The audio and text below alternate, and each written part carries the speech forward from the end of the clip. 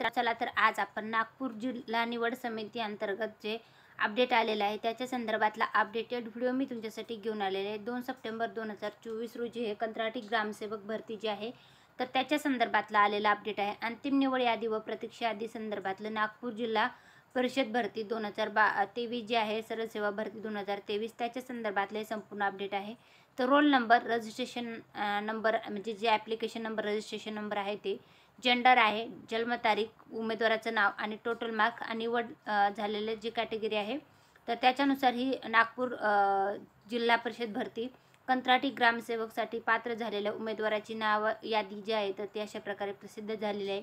याचं PDF जे आहे ते मी आपल्या टेलिग्राम चॅनल आहे सरकारी नोकरीच्या त्याच्यावर उपलब्ध करून दिलेलं आहे। नागपूर जिल्हा परिषद भरती कंत्राटी ग्रामसेवक पदासंदर्भातलं आलेलं हे संपूर्ण अपडेट आहे। तर ही माहिती तुम्हाला कशी वाटली ते कमेंटमध्ये नक्की सांगा।